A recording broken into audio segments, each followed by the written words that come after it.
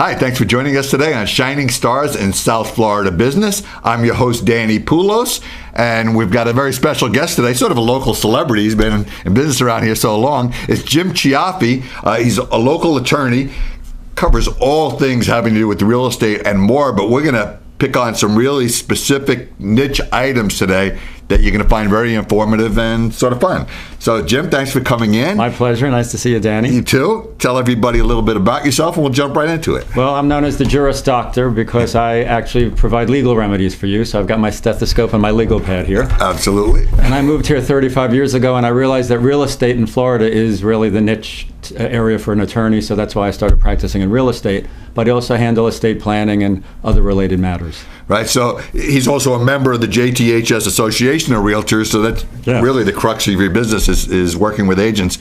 So let's talk about some niche things. And we picked a couple out. Yes. Leases. Yes. What do people need to know about the legal aspect on leases? Well, tenants really need to be careful because they need to know what their maintenance obligations are on a lease. They might just sign a lease and not realize they have to pay the first $500 of repairs or $100 of repairs. So they really need to zero in on that paragraph and know what their maintenance obligations are, because it could be very costly if they don't understand what their obligations are. Right, and if they're using one of those one-page leases that they got at Home Depot, there's probably a lot of things that aren't addressed at all, right? And there are a lot of form leases that are circulating, so it's important to know what the lease says, and that's why an attorney is advisable, because I can interpret the provisions for you. And what many people may not know is that you may have the best real estate agent in the world, but they're not really allowed to negotiate or make changes in the lease forms, correct? That's correct. They're not able to even give you legal advice. So it really takes the keen eye of an attorney to understand what those provisions are and explain them to you. Right. So I wouldn't move forward with something like that without some kind of legal advice.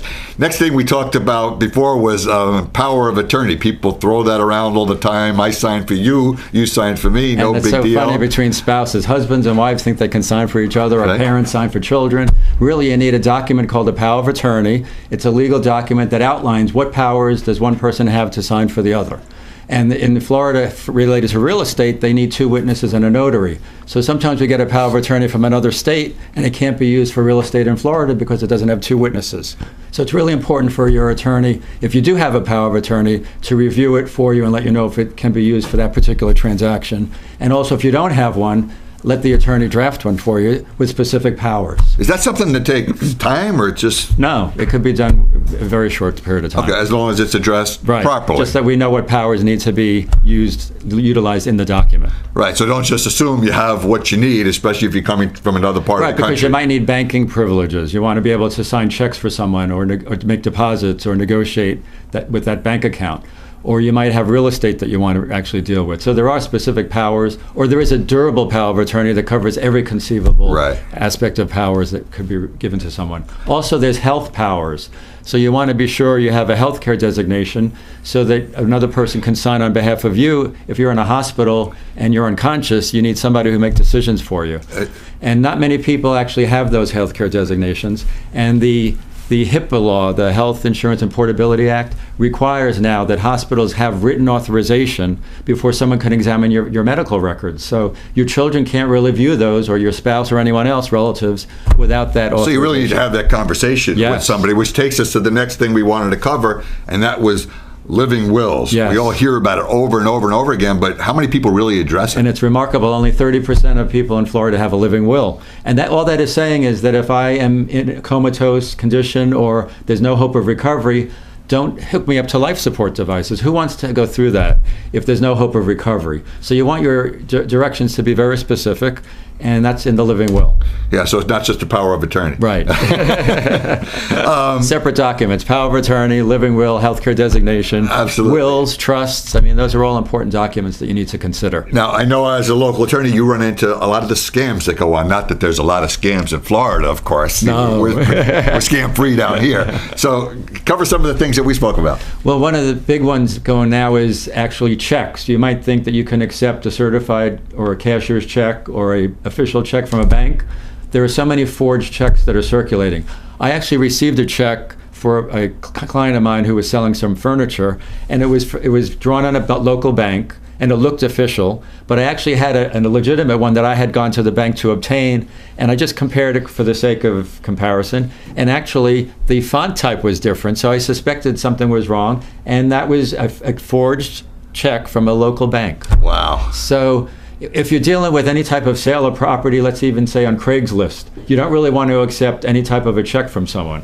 The best bet is cash or a wire transfer. You don't see people writing checks that often anymore, though, do you? No. You have to be very careful with a check. Right. So if they are, you might want to be or you want to make sure that check actually clears and is valid before you release any furniture or whatever you might be selling. How about wire transfers? Those are safe? That's an interesting topic too, because people need to know there's a difference between automatic clearinghouse transfers and wire transfers. If you go online, a lot of times now you can go online and set up a transfer to someone else's account. That's an automated clearinghouse transfer. That's what is ACH? That's what that is? Yes. And most people don't realize that's what it is. It's not a wire transfer. To do a wire transfer, you have to go to your bank and actually fill out a form to wire the funds from that bank to the next bank. So people go online and they prepare this transfer, not thinking that's an ACH. Well, what people don't know is that ACH, when it arrives to a bank, that can be withdrawn by the person who sent it. Without the person who owns the account knowing, or for any consent, it can be withdrawn. It's like canceling a check. Yeah. So the money could arrive in my account. That's why, as attorneys, we don't accept ACHs for a real estate transaction. Because if you sent it to me, within 48 hours, you could withdraw that. Here we've had the closing, and then you withdraw the funds. And someone's got the keys, and they're off. Right. So no CHs are accepted, and don't even accept them in any other type of a transaction. You really want to know the difference. And you can tell when you receive it whether it's an ACH or a wire transfer. Wow. Imagine not knowing that and being in the real estate business. Yes. Jim is a good person to know if you're trying to do any kind of real estate out there. The Juris Doctor. Jim, tell everybody how they can reach you. My local phone number is 561-747-6000. My office is located at 250 Tequesta Drive, Suite 200 in Tequesta, 33469. And my website is jamescioffi.com, www.jamescioffi.com. Jim Cioffi has been a shining star in South Florida business for a long time. Be in touch with him. Thanks, Jim, for coming in. Thank you. Appreciate it.